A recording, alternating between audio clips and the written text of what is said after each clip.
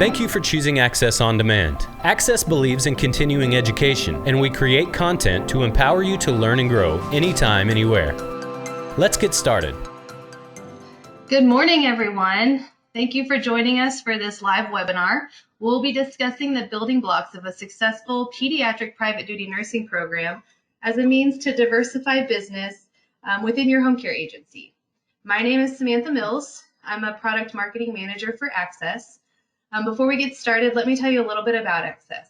We're a leading home healthcare technology company offering a complete suite of easy-to-use, innovative software solutions, empowering home health, home care, and hospice providers to grow their business while making lives better. Today, you will hear from pediatric private duty expert Lisa Malone. Lisa has over 10 years of experience as a clinical director for a nationwide home care agency specializing in pediatric private duty nursing. Before we get started, just a couple of housekeeping items.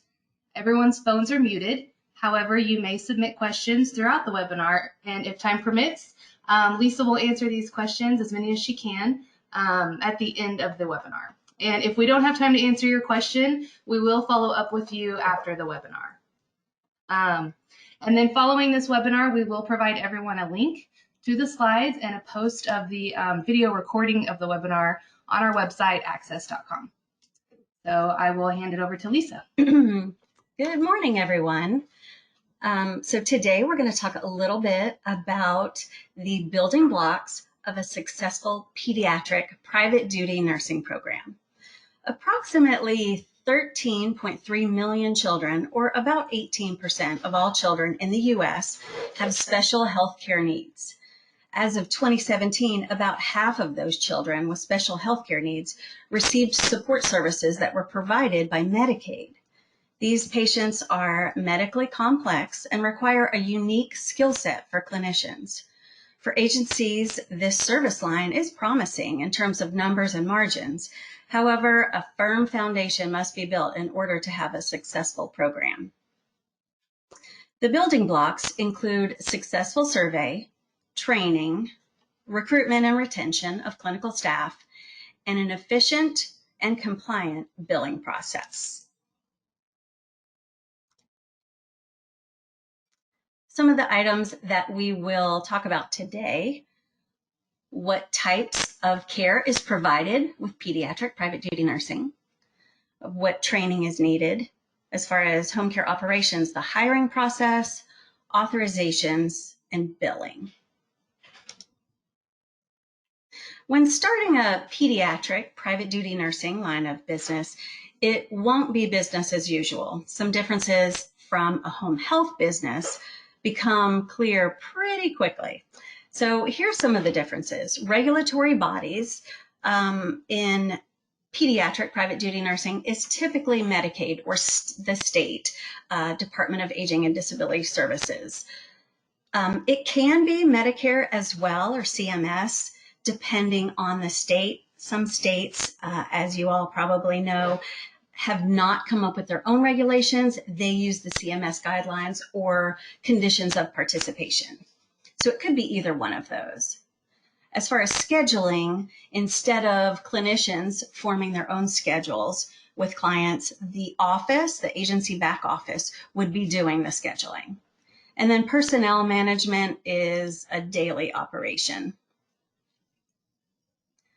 The services that are provided for pediatric private duty nursing are skilled nursing services, therapy services, and also can be personal care services. The caregivers would be licensed and certified, but also maybe some uncertified or unlicensed caregivers could be used for various waiver programs. And then the admission requirements may or may not include an OASIS. Some states, if they do follow those COPs, or if an agency has pediatric clients that are 18 and over, maybe 18 to 21, they might require an OASIS. But most of the time, it'll be a non-OASIS or other type of nursing assessment that would be needed for a start of care or an admission or even a recertification. The task documentation will be shift-based. hourly, continuous type documentation. So, when these shifts are longer, hours long, the documentation will be throughout the entire shift. As far as payers, Medicaid is the major payer for pediatric home health care at about 77%, followed by public sources like which amount for about 22%. And then private health insurance and families each pay less than 1% of pediatric home health expenses. So the major player is Medicaid. And then billing frequency is typically weekly, could be episodic as well. So what services are provided for pediatrics in private duty nursing? Well, each state is different regarding their authorization process, services covered, as well as reimbursement rates. Higher rates may be applicable for an RN versus an LVN or LPN, or for higher acuity clients, such as those with a tracheostomy or a ventilator, are typically reimbursed at a higher rate than those with a gastrostomy tube. Services that might be covered would be ventilator management, airway management, gastrostomy tube management, seizure management when there are frequent seizures or a lot of seizures requiring medication or treatments throughout the day that might be too taxing for a parent to take care of all day and all night. Respiratory management, again, with frequent breathing treatments or CPT treatments that might be too taxing for a parent to take care of on their own all day and all night. Depending on waiver programs, further nursing services could be used for respite or personal care services. So more than 500,000 children use home health services in the United States.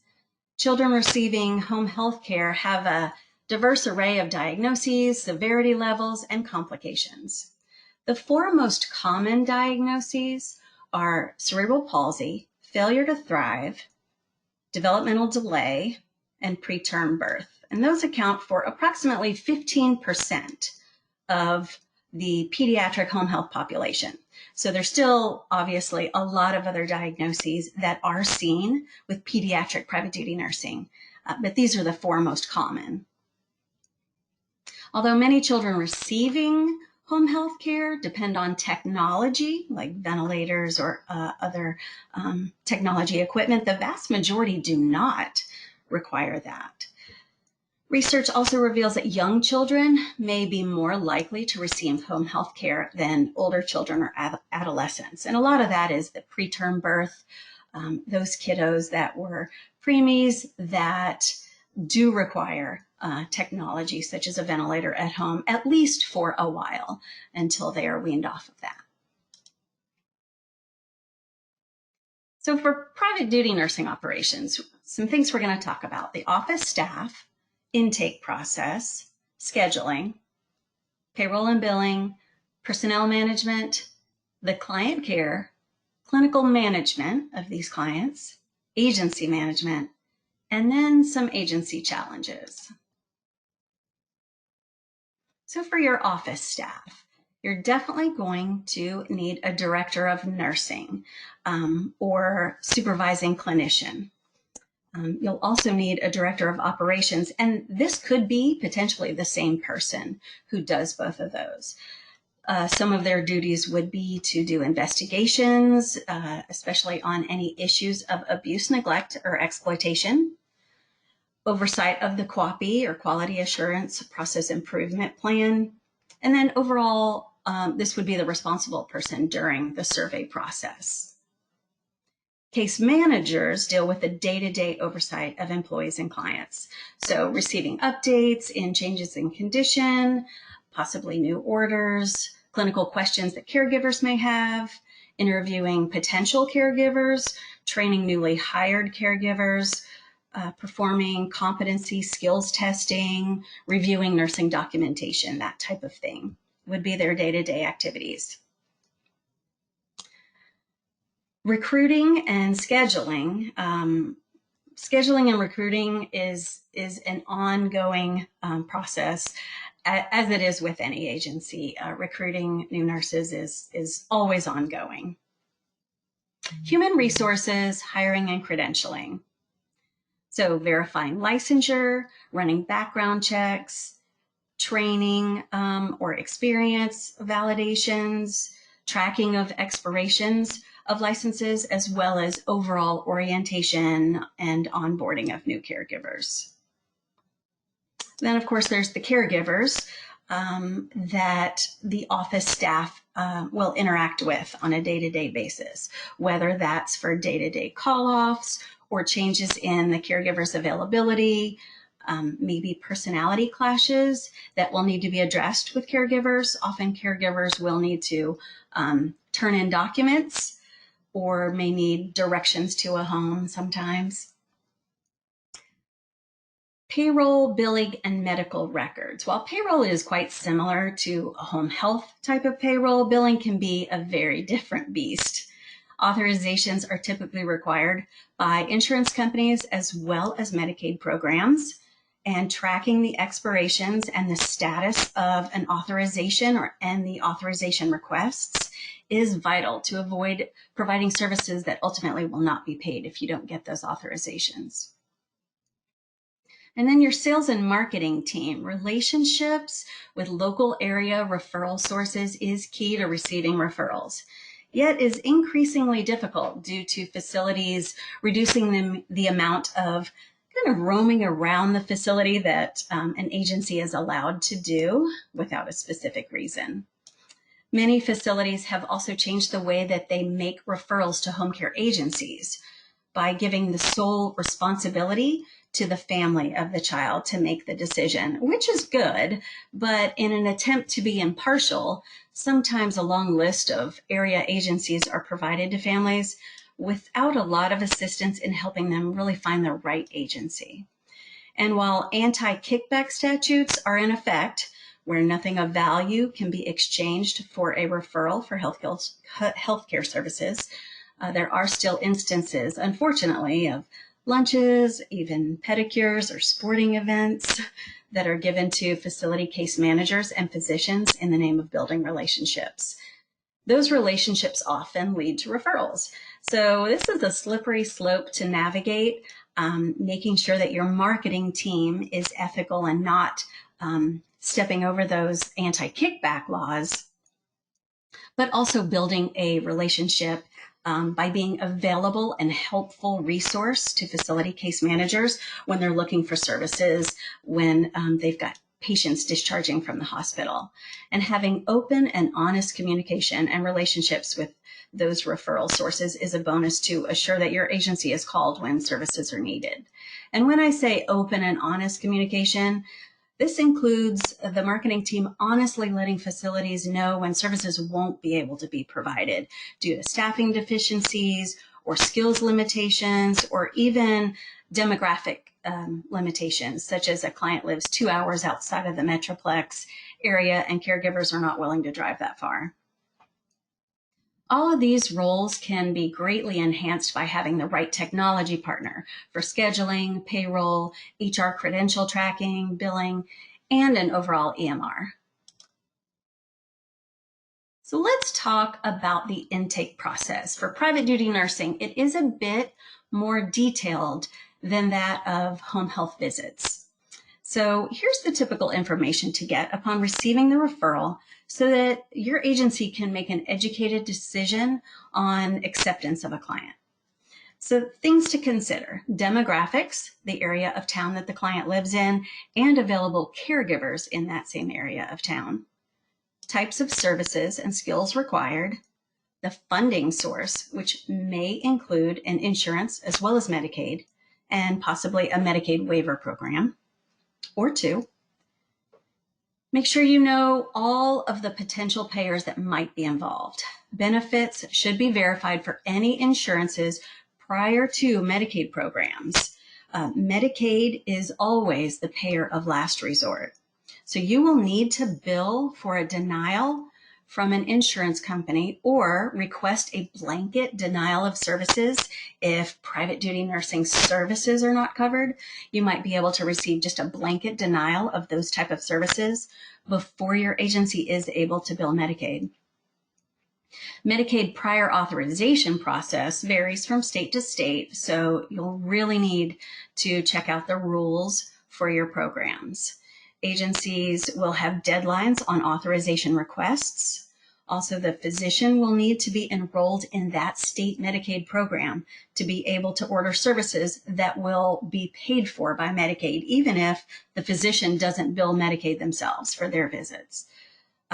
This is similar to a PACOS verification. This was a change that occurred a few years back, and I believe that all states have adopted this requirement of the ordering physician being enrolled in the state Medicaid program. Other important parts of the referral acceptance decision is the hours that the family is requesting services.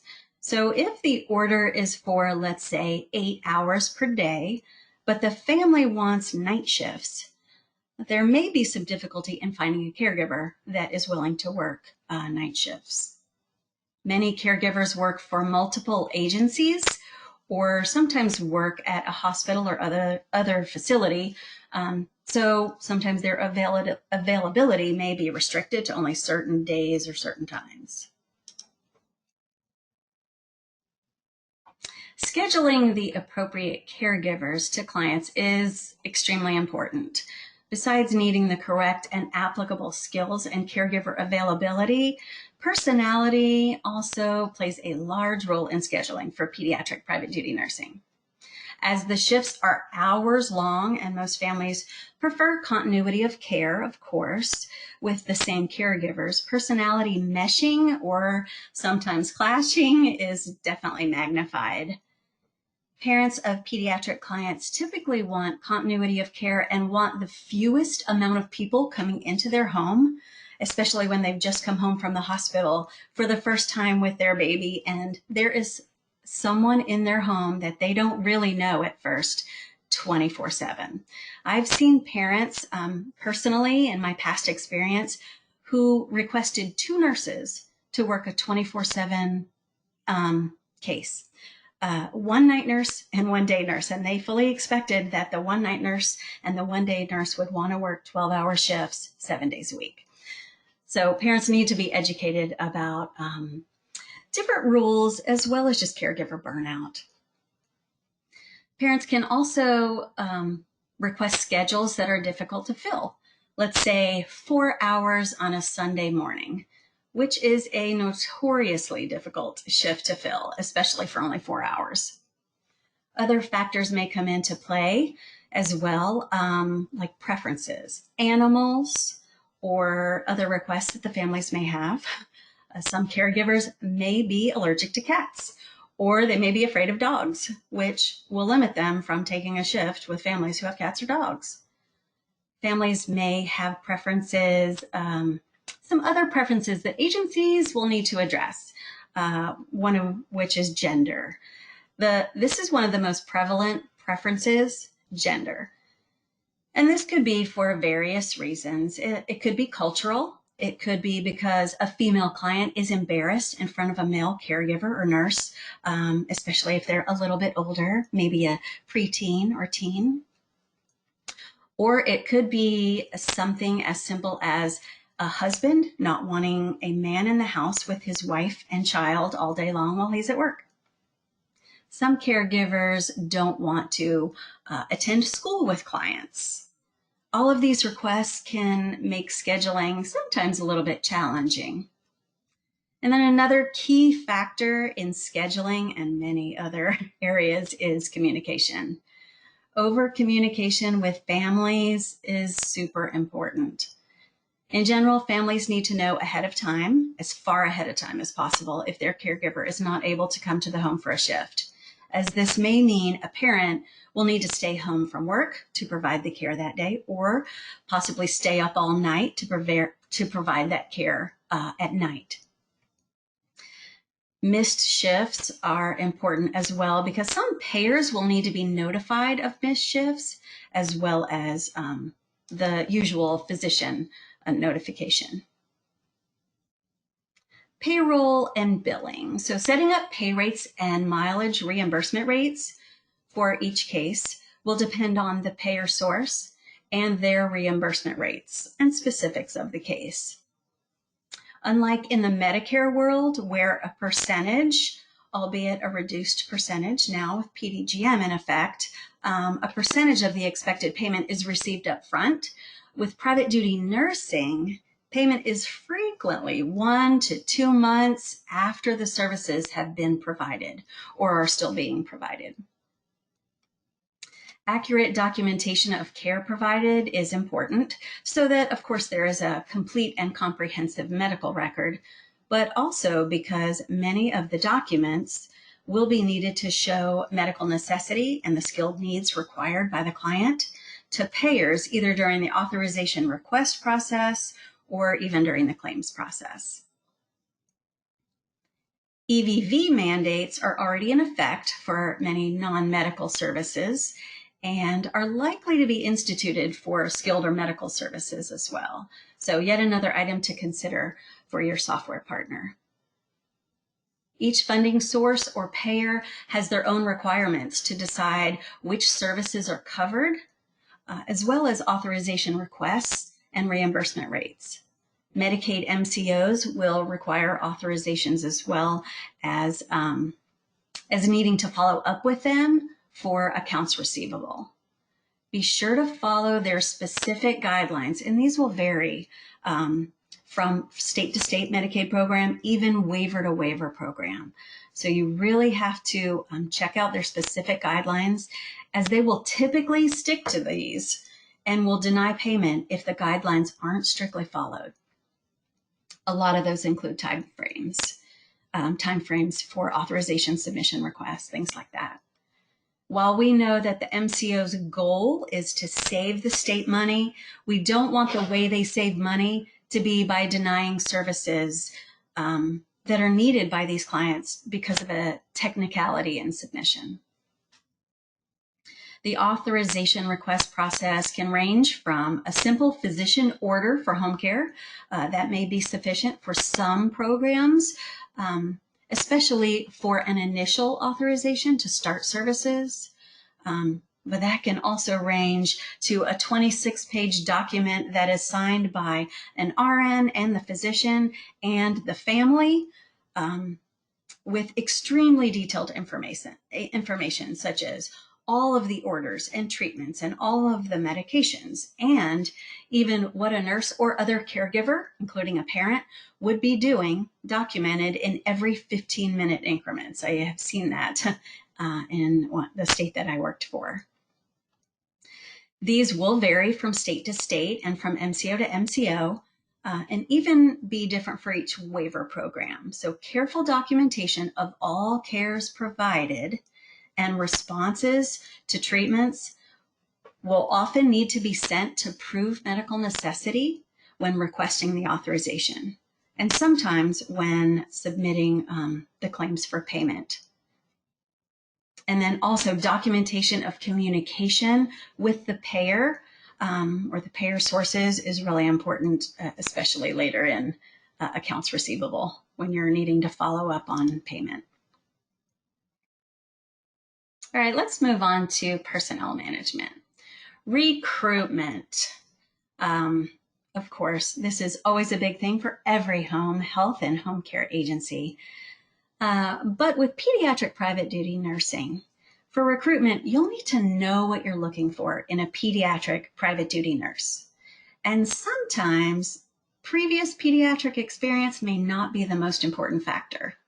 Critical thinking is a really needed skill, especially when there is home equipment that many nurses have not used before, and emergency situations that will occur in the home when they may be the only adult in the home. Develop some scenario-based questions to get a good understanding of how the nurse would handle unknown situations, as well as emergency events. Unless the agency has a robust training program, Your agency may choose to require a year of nursing experience before working in the home care setting. While hiring, check with your state programs for which background checks and other credentialing is required, as this may vary. New graduates are typically less desirable for home care since they will basically be unsupervised the majority of the time in the home. There can also be caregivers who have possibly had a licensure issue in the past and are under a board of nursing order for their license, maybe to have a supervisor on site, which would ultimately mean that they're not eligible to work in the home care setting. There are also other board order issues that will need consideration as well, such as maybe a nurse will need to check in and check out of a shift with a supervisor.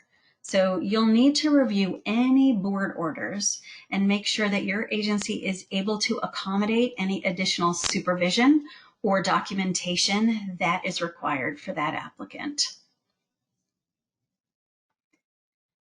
For training, pediatric experience is very helpful, as I said, but not always required.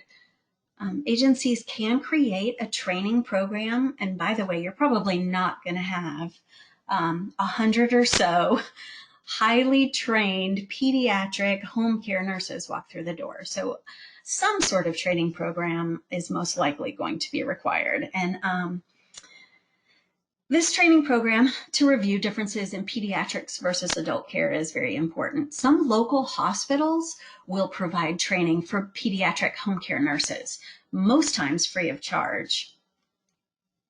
The hospitals are just as interested in making sure kiddos thrive at home with private duty nursing and don't get readmitted as agencies are. These may include, the trainings that they'll provide may include something like a gastrostomy button education, as well as pediatric IV training and tracheostomy training for pediatrics, which is very different from adult trachs. DME companies will also frequently provide education to agency staff regarding the use of equipment that is sometimes unfamiliar to nurses who've only worked in a hospital setting or other facility setting.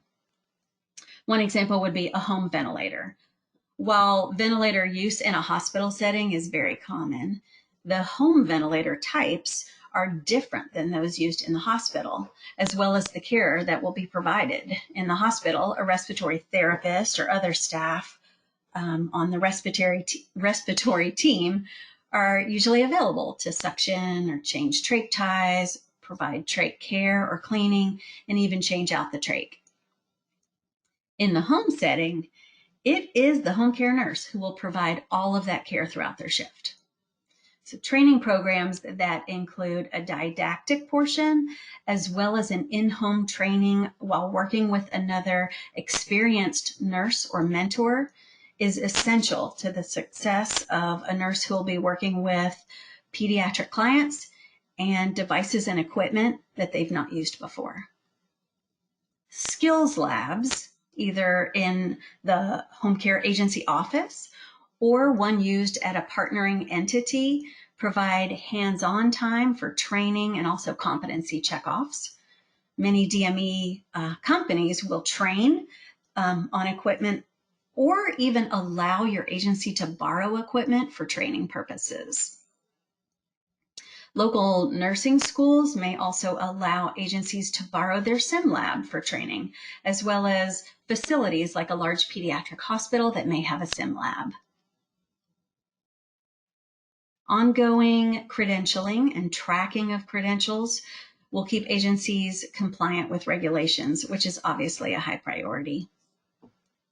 Regulations will often have continuing education requirements as well as licensure requirements. So your agency will need to have a reliable way to keep track of these and other items that you have policies on or decide that you'd like to keep track of or have done annually, such as TB tests or annual skills validation checkoffs or even auto insurance tracking for the instances where a caregiver will transport a client.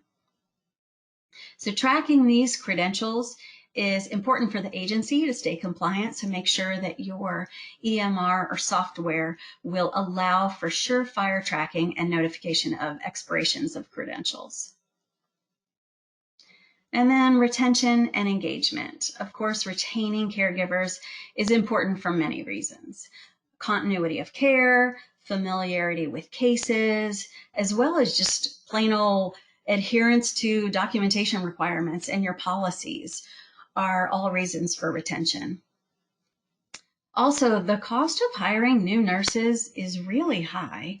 The 2016 National Healthcare Retention and RN Staffing Report gave statistics of approximately $38,000 to $58,000 is the cost that is incurred by the agency with nurse turnover, hiring new nurses. So that number gets even higher when extensive training has been needed to get that caregiver able to work with the specific population of pediatric home care. All right, let's move on to client care. So when you're providing hospital level care in the home, factors can come into play that you may not have thought of before. And one of these is the care environment. So let's face it, some homes are cleaner than others. Some homes are larger than others. Some homes are warmer or colder than others. And each of these factors can present challenges, especially when nurses are not willing to work in certain environments. But then again, the agency doesn't have ultimate authority in changing many of these factors. So if a family can't afford to keep the house cool in the hot summer, nurses may end up working in very warm conditions. Education plays a huge role, as you can imagine, providing education to families about optimal health conditions, usually surrounding the cleanliness of an environment. Agencies will also need to be aware of providing hand washing items like soap and paper towels, as well as hand sanitizer for nurses who will wash their hands 10 to 30 or even more times throughout a shift. Agencies may also need to provide something like shoe covers for families who don't want shoes on their carpets in the home, or even toilet paper for nurses to use during their shifts when families can't afford that. While some of these items are also provided for home health visits, the cost greatly increases when there's long shifts, an 8 or 10 or 12-hour shift, or even 24/7 nursing in a home. Providing the care takes a little consideration as well. Care may need to be provided at school for part of the day for school-age children, and then at home for part of the day. Oh, and by the way, maybe on the bus going back and forth for part of the day. Placement of a child's crib and the work area for the caregiver are important. This can definitely come into play when new parents are finally able to bring home their baby who, let's say, was premature and has spent the last 11 months in a hospital, and they're finally coming home for the first time ever. And they want him to sleep in the same room as them.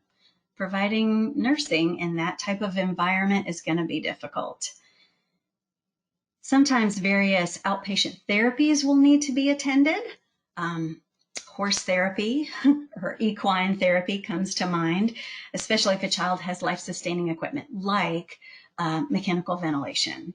I have had personal experience with a child who received equine therapy and was on a ventilator. And we definitely had to have a very special nurse who was willing to walk next to the horse while making sure the client stayed safely on the horse and carried their ventilator. Having a quick and easy to use documentation solution is extremely important. It allows for capture of all of the care provided so that there is a complete medical record, as well as being used for authorizations and providing the evidence of medical necessity that I spoke of. And one quick little example of this is something as simple as the suction log. I have personal experience of authorization requests where every time I requested an authorization and the client had a suction machine in their home,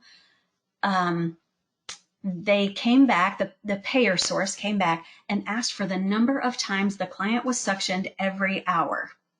So having a quick and easy way for clinicians to document that is very important instead of having to sift through pages of notes and see if you could figure out how many times an hour someone was suctioned.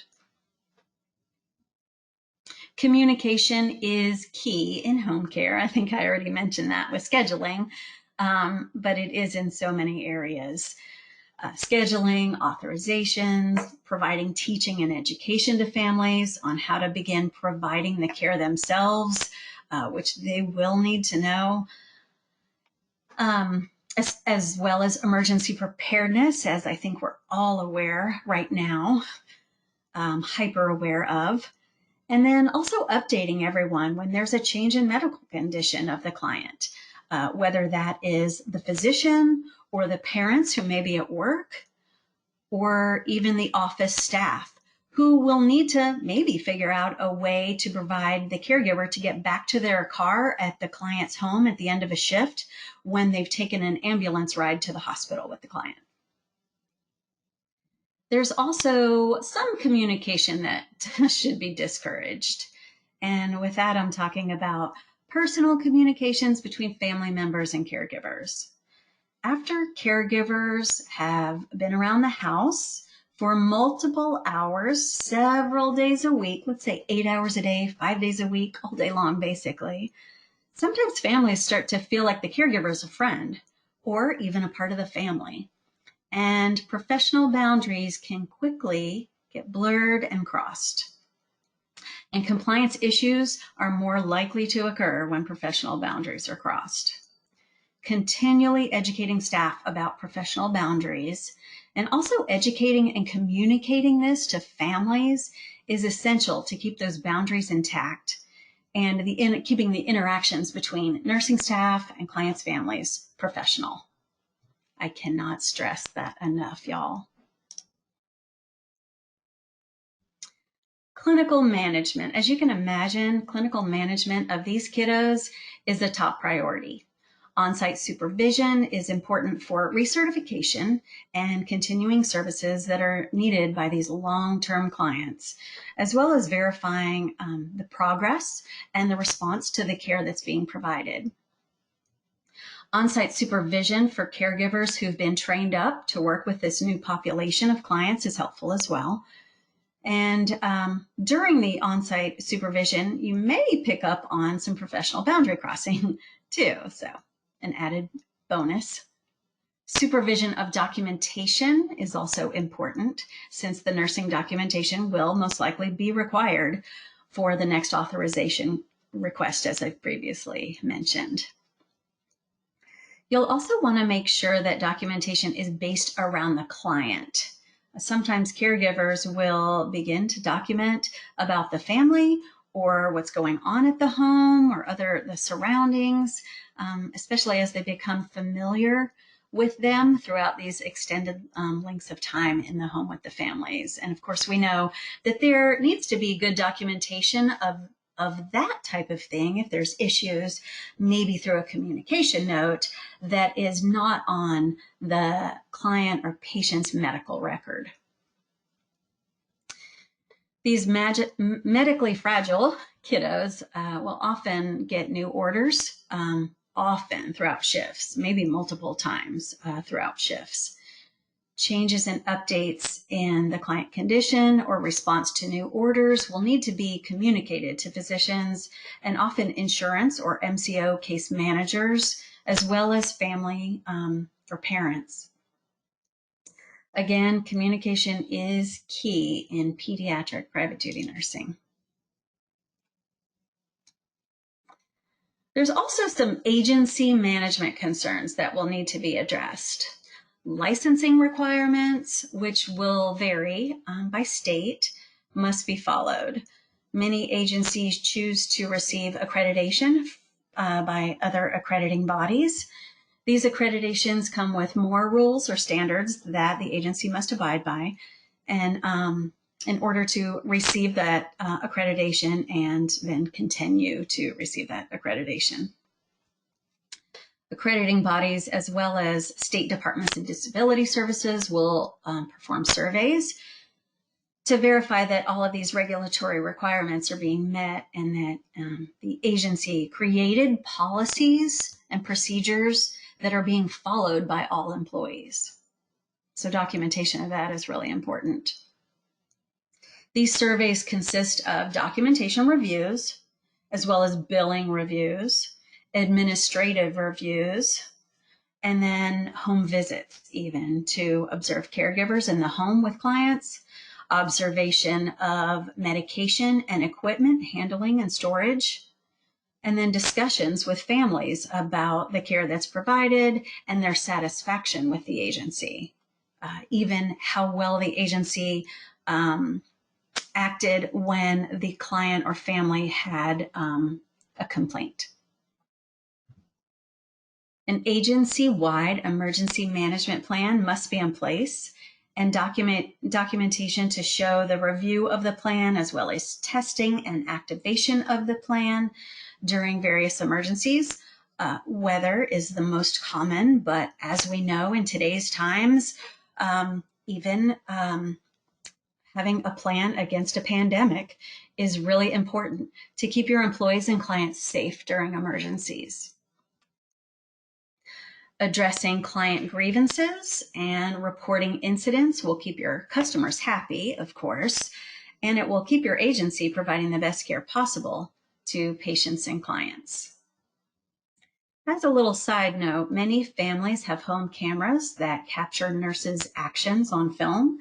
Sometimes these cameras are visible and known to the agency, and sometimes they're not.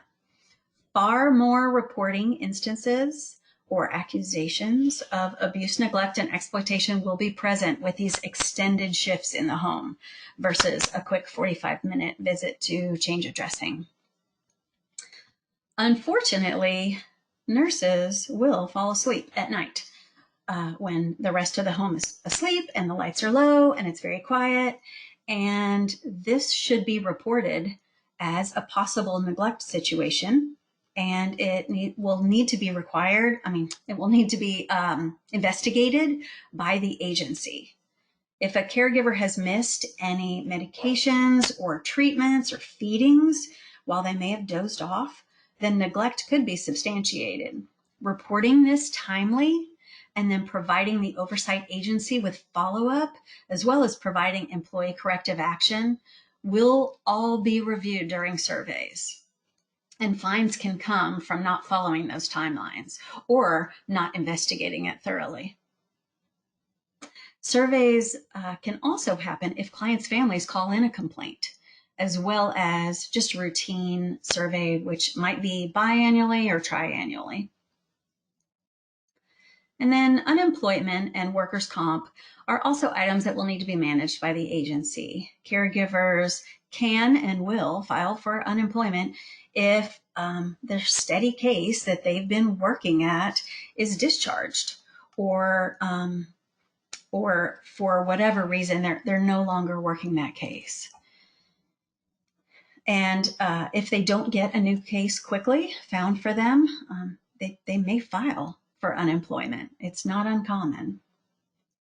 So keeping good communication notes or documentation of any shifts offered to caregivers and then declined by them is really important. Workers' compensation is not unlike home health. Caregivers will sometimes get hurt moving a heavy client, especially if they are doing that multiple times throughout a shift. Or they might get hurt just climbing onto the bus with a client on the way to school. Agency challenges. So challenges that agencies face when providing pediatric medical care are not the same challenges that home health agencies face. Actually, most of the time, they're quite different. So let's talk about some challenges. Caregiver-client dynamics. This is a common challenge. When caregivers spend 40 or more, sometimes hours per week in a client's home, the interpersonal communication and personalities are sometimes barriers to matching up clients and caregivers. Some examples that I've personally seen: families have stated that they want a younger caregiver, and maybe they'll even give you an age limit. Or sometimes they'll ask for a thinner caregiver to be able to move around with the client on the floor if it's a toddler, maybe. I've seen parents ask for their caregiver to not have young children in their own home. This was for families maybe with an immunocompromised client at their home. Maybe families don't want a caregiver because they're a little more odorous than the family would like, or they have an abrasive personality that the family just doesn't get along with. As you can imagine, these little personality clashes or things are a lot more, they affect families a bit more during a 12-hour shift, 4 days a week, than they would if that caregiver came twice a week for 45 minutes.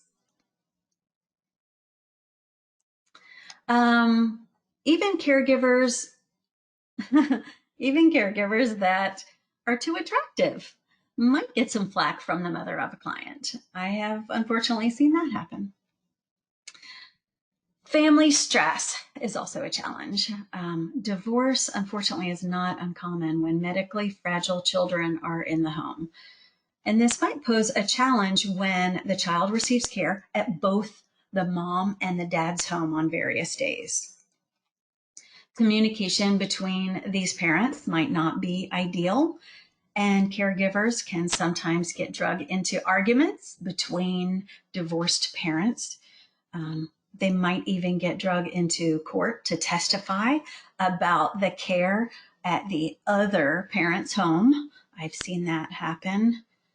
There can also be family stress when parents work and then especially have frequent missed shifts, which can cause them to have to miss work or to stay up all night long providing care to their child and then still have to go to work the next day. So this stress leads to family complaints and even switching agencies, and definitely missed shifts and lack of communication or miscommunication are the two most frequent things in my experience that have been cited with clients switching agencies. And switching agencies means loss of clients and revenue. And oftentimes it also means loss of caregivers who will either switch agencies with that family or will no longer have a steady case. If they don't switch, you may not have another case for them. And so they may begin to pick up work at their other agency. As I mentioned, many caregivers are active with a couple of agencies or hospitals or other facilities. And so they may pick up extra shifts there and then become unavailable to work for your agency. Qualified caregiver shortages seems to be a common theme among home care and home health agencies, but definitely it is with pediatric private duty nursing agencies. The clinical complexity of these kiddos requires skills with various equipment, as I mentioned, that might be unfamiliar to caregivers who've only worked in facilities before, as well as superior assessment skills and critical thinking to pick up on subtle little changes that can escalate quickly in a pediatric client. Pediatric clients will compensate a long time, typically, and then all of a sudden they don't, and things can escalate quickly. So it's really important to have good critical thinking skills and assessment skills for your caregivers taking care of these kiddos. Payer diversity comes into play within each Medicaid program, specifically authorization requests, as I've mentioned, as well as various Medicaid waiver programs that might be providing a specific amount of the services that are received. Medicaid is always the payer of last resort. Therefore, any other insurance that is applicable at all, they must be billed first, and then you receive a denial, or as I mentioned earlier, get a blanket denial for that they don't provide those services or don't cover those services at all. That would need to be received prior to billing Medicaid. Of course, that's prior to billing Medicaid, but not prior to requesting the authorization. You'll still need to go through all that so that once you do receive a denial or exhaust any benefits, typically insurance providers will have a benefit limit that you'll need to exhaust prior to billing Medicaid. There is also various timely filing limits for each payer that must be followed. This can create a challenge when waiting for an insurance denial prior to billing Medicaid. Again, having a software where you can really quickly and easily document all the communication with this payer source when you've required or when you've requested authorization and when you're following up, things like that is really important. With most pediatric private duty nursing being covered in part, at least by Medicaid, state-specific requirements must be followed, and changes in regulations should vigilantly be monitored and followed. You can definitely get on the email list for updates in regulations so that you're on top of those at all times. In my experience, authorization request process can be extremely frustrating. And you've probably picked up on that since I've mentioned it several times. It is really important to be on top of authorizations to make sure that you're getting those ready in time. As I mentioned, some of those might be a 26-page long document. And so it takes a little bit of time to get that filled out, completed, have an RN sign it, have the physician sign it, which, as you all know, takes a little bit of time, and then even going out to the home and having the parents sign it. So know your rules and guidelines and make sure that you follow them and follow them timely so that you don't miss out on receiving payment for services that you're providing. To advocate for improvements in financing of pediatric home health care, the American Academy of Pediatrics had developed several recommendations for public policymakers, federal and state Medicaid offices, private insurers, managed care plans, Title V officials, and home health care professionals. These recommendations improved licensing, payment, coverage, and research related to pediatric home health services. Even with the challenges that all of this can produce, getting this right can allow families to stay together in their home where their quality of life is exponentially increased from a hospital stay. It will also help reduce your state's Medicaid spend since it costs less to keep a pediatric client, even a medically fragile, high acuity pediatric client around the clock nursing. It costs less to keep them at home versus a hospital setting. A quick example, in a recent multi-center study, this was in 2019 in Minnesota, of 185 children who required home nursing, 57% of hospital discharge delays were directly attributable to the lack of home health care, accounting for 1,454 hospital days. So days stayed in the hospital. Hospital costs resulting from these delays totaled $5.72 million. And that is compared to the estimated little over $769,000 that it would have cost to care for these kiddos at home. This study shows the cost comparison of hospital care versus home care, which is a huge difference, right? $5.72 million in the hospital versus the same care at home for a little over $769,000. So it shows that, and these are the same medically fragile kiddos, but it also shows that 57% of these kiddos were not able to be discharged due to the lack of home care available. So branching into the pediatric home care space can be profitable for the agency that starts off mindful of potential challenges with the right building blocks. It also allows these kiddos to be at home with their parents and siblings and even pets while saving the state Medicaid program's money. Sounds like a win for all parties involved when it's done right. And that's all I have for y'all today.